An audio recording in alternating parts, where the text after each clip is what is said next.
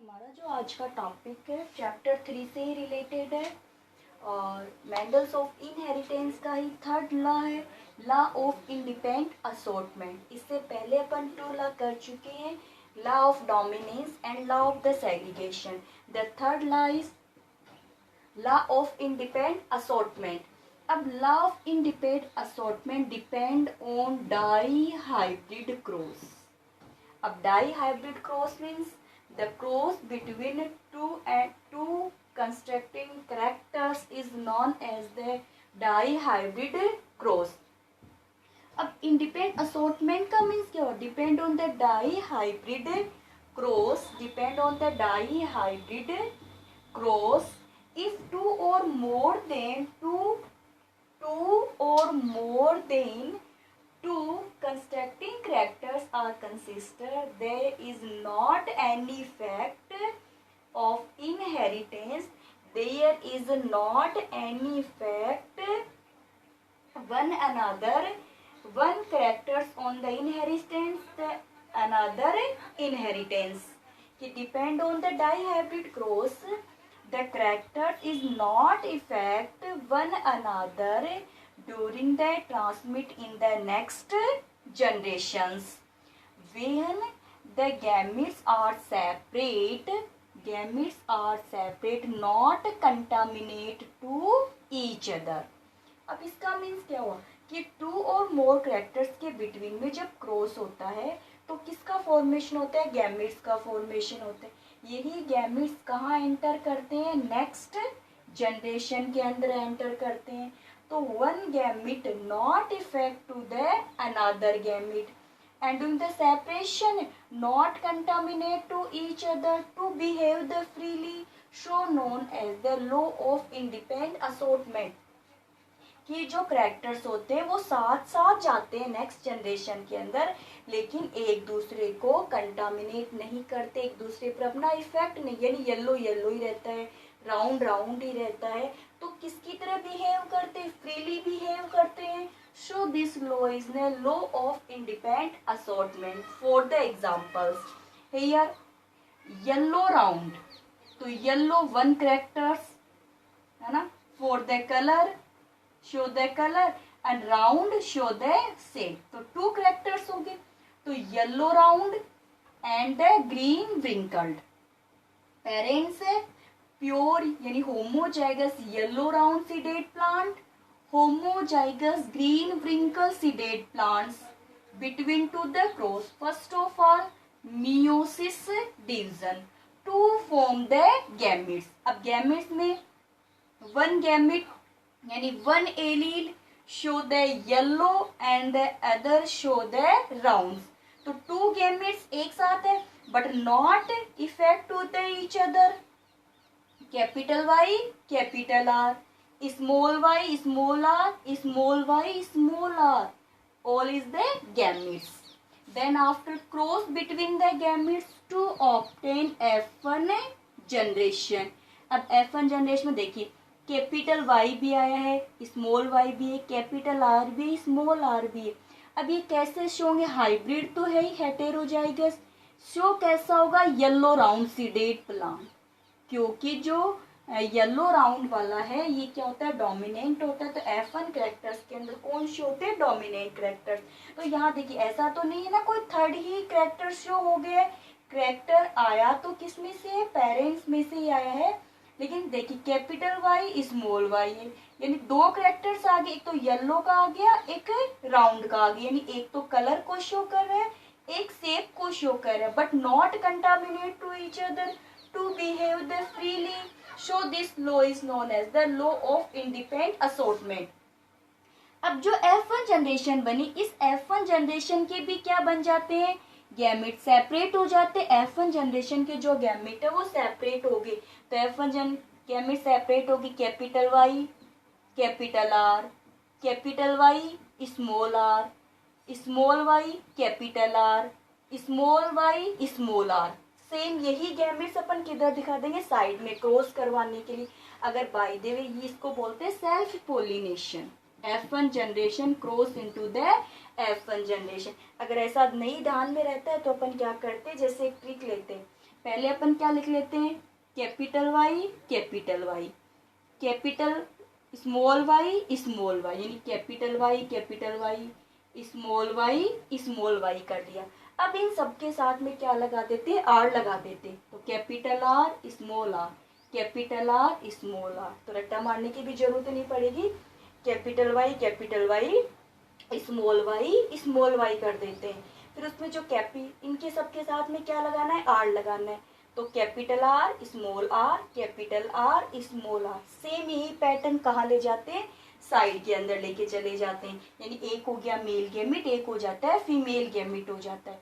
जो ये वाला एरो लग रहा है वो मेल गैमिट है, नीचे जो लग रहा है वो फीमेल गैमिट है। अब फर्स्ट गैमिट्स का क्रॉस, फर्स्ट गैमिट से देख, इसका इसके साथ करेंगे, capital Y, capital Y, capital R हो गया। इसका इसके साथ क्रॉस कराएंगे, capital Y, capital Y, capital Y, capital Y, capital R small R. इसका इसके साथ क्रॉस करवाएंगे, capital Y small Y, capital R, इसका इसके साथ क्रॉस करवाएंगे। तो ऐसे अपन क्या करते हैं, सभी क्रॉस करवा लेते हैं, ठीक है। इसका इसके साथ करवा देते हैं क्रॉस, इसका इसके साथ क्रॉस करवा देंगे, इसका इसके साथ क्रॉस करवा देंगे।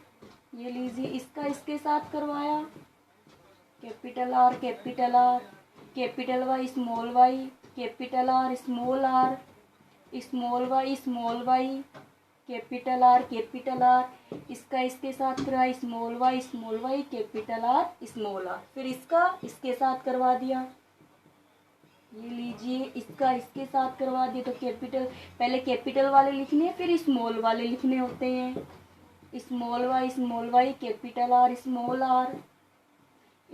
Y, small R. ये बन गई कौन सी जनरेशन, F2 जनरेशन बन जाती है। फिर जो F2 जनरेशन होती है उसमें एक तो अपन को फिनोटिपिक रेशियो देखना होता है और एक जीनोटिपिक रेशियो देखना होता है। तो यहाँ से अपन इसको रफ कर देते हैं ताकि हमारे पास स्पेस रहे नोट करने के लिए। तो फर्स्ट ऑफ ऑल तो हमें क्या देखना है, फिनोटिपिक रेशियो देखना है।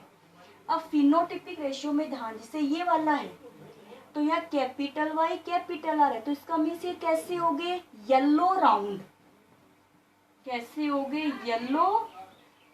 अब जहां पर भी कैपिटल वाई होगा और कैपिटल आर होगा वो कैसा दिखाई देगा, येलो राउंड। देखिए येलो राउंड, एक तो ये रहा, ये भी येलो राउंड, ये भी येलो राउंड, ये भी येलो राउंड, यहाँ पे आ जाए येलो राउंड, फिर ये रहा येलो राउंड, इसके अंदर ये रहा येलो राउंड, फिर यहाँ इसका इसके साथ तो येलो राउंड, ये रहा येलो राउंड। तो कितने हो गए, 1 2 3 4 5 6 7 8 9, तो कितने आ जाते हैं, 9। तो येलो राउंड कितने हैं, 9 है। चलिए ये वाला कॉलम कम, यहाँ देखिए ये कैसे हैं, येलो, और आर का क्या मीन्स हो जाता है, wrinkled, yellow wrinkled, yellow wrinkled कितने श्योर है, तो येलो व्रिंकल्ड एक ये रहा। जहाँ कैपिटल वाई और स्मॉल आर है, कैपिटल तो वाई है और स्मॉल क्या होगा, आर होगा, एक ये श्योर है येलो व्रिंकल्ड, एक ये हो रहा येलो व्रिंकल्ड, है ना। तो ये भी कितने आएंगे हमारे पास में, 3 आ जाएंगे येलो व्रिंकल्ड वाले। जैसे एक ये रहा येलो व्रिंकल्ड, तो ये कितने हो गए, 3 हो गए येलो व्रिंकल्ड वाले। फिर उसके बाद में देखिए ग्रीन राउंड कैसे मिलेंगे, ग्रीन राउंड, तो ग्रीन राउंड देखिए, ग्रीन राउंड 1 2 3, तो ग्रीन राउंड भी कितने हो गए, 3। एक क्या बचा अब केवल, ग्रीन व्रिंकल्ड, तो ग्रीन व्रिंकल्ड है 1। तो फिनोटिपिक रेशियो क्या बन गया, 9:3:3:1। तो डाई हाइब्रिड क्रॉस के अंदर या लॉ ऑफ इंडिपेंडेंट असॉर्टमेंट के अंदर फिनोटिपिक रेशियो क्या आता है, 9:3:3:1 आता है। चलिए अब उसके बाद में अपन इसी में देखते हैं जीनोटिपिक रेशियो। Genotypic ratio. तो जीनोटिपिक रेशियो के अंदर आपको मैं शॉर्ट में बता देती हूँ, 12, 24, 12, 121। क्या लिखा? 12, 24, 12, 121 और सबके बिटवीन में लगा दीजिए रेशियो।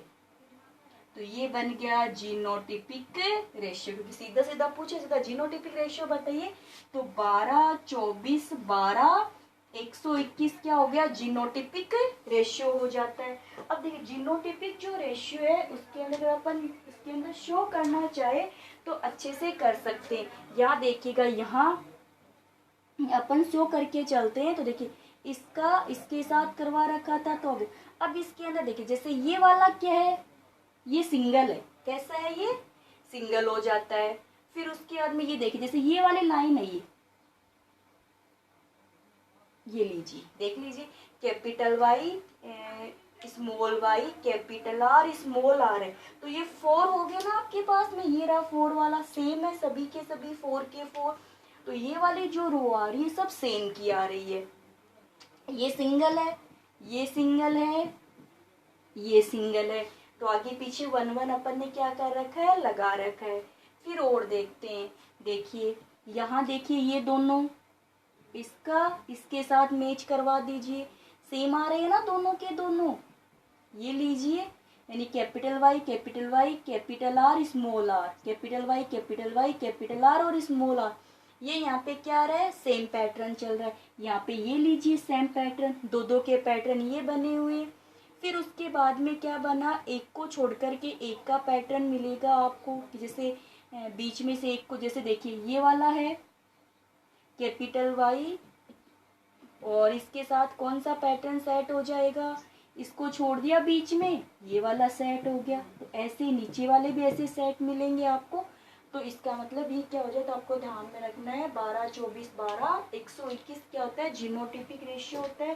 तो ये था इंडिपेंडेंट असॉर्टमेंट का। आप आराम से इसलिए डाई हाइब्रिड क्रॉस के जैसा ये सेम है।